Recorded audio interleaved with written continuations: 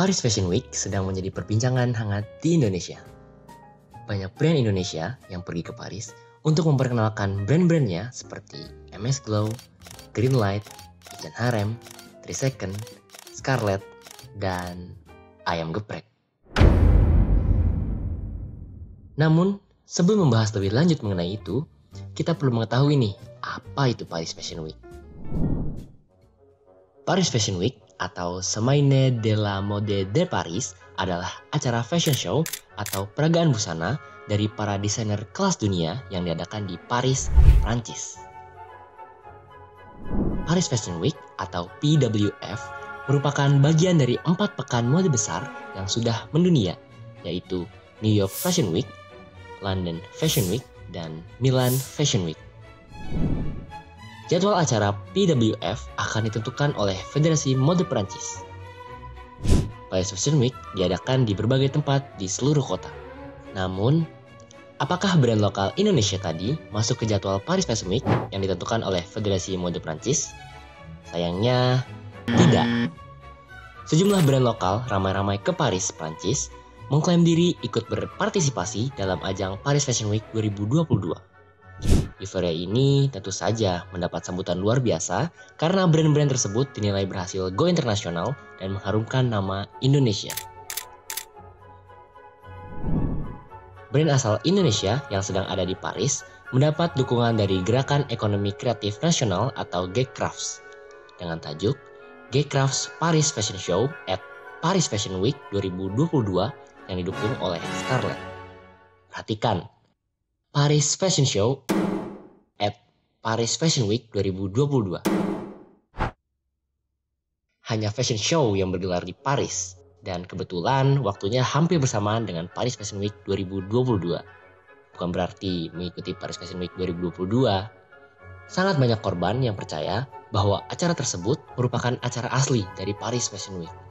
Yang padahal, acara tersebut diadakan di Paris dengan mengundang banyak selebriti tanah air untuk menonton brand yang dibawanya sendiri. We name it GECRAFS Paris Fashion Show during Paris Fashion Week.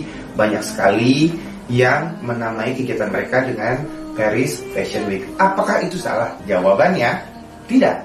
Bahkan kalau memang mereka menamai atau menyebutkan kegiatan mereka di sana dengan sebutan Paris Fashion Week, itu juga sebenarnya nggak apa-apa. Yang penting jangan menyertai logo dari FHCM tersebut. Beliau menyebutkan bahwa tidak apa-apa menggunakan nama Paris Fashion Week. Perlu diketahui bahwa Paris Fashion Week merupakan nama yang sudah terregistrasi. Bisa dilihat penggunaan simbol R di samping namanya. R yang merupakan singkatan dari registered. Logo tersebut disimbolkan dengan huruf R kecil yang dibalut lingkaran.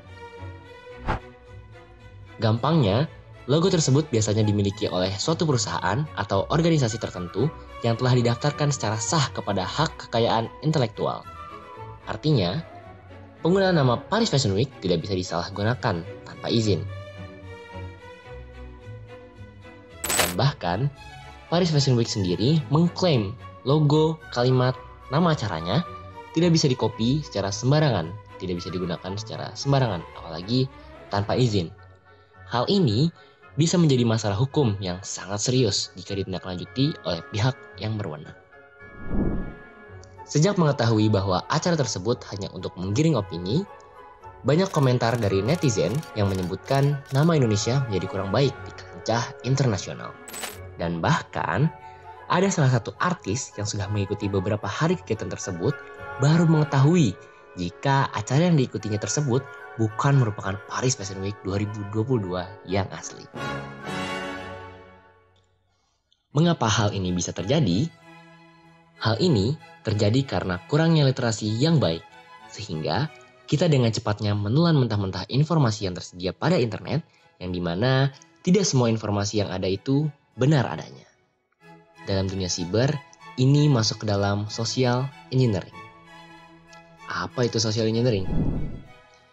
Social engineering merupakan kegiatan memanipulasi psikologi seseorang untuk mendapatkan informasi dan mendapatkan keuntungan, bisa berupa informasi ataupun tindakan lain dari si korban. Serangan social engineering merupakan serangan yang paling mudah dilakukan, karena serangan ini memanfaatkan kelemahan sisi psikologis manusia. Contohnya, dalam kasus ini adalah memanfaatkan pengguna atau netizen awam yang tidak mengetahui apa itu Paris Fashion Week. Dengan cara penggunaan judul yang bombastis, yang mengakibatkan penggiringan opini dan terbawa euforia sehingga netizen yang FOMO atau Fear of Missing Out langsung melakukan tindakan share dengan komentar yang menyebutkan bahwa brand lokal Indonesia masuk ke dalam acara Paris Fashion Week. Jika dilihat dari dampaknya, brand-brand Indonesia atau artis-artis yang mengikuti kegiatan tersebut menjadi mendapatkan banyak cacian dan ujaran yang tidak baik karena netizen merasa tertipu oleh artis-artis yang membesarkan acara tersebut. 2. Penggunaan nama Paris Fashion Week yang tidak sesuai pada tempatnya dan tanpa izin kepada pihak Paris Fashion Week bisa menjadi hal yang berbenturan dengan hukum, walaupun ini terjadi hanya pada media sosial.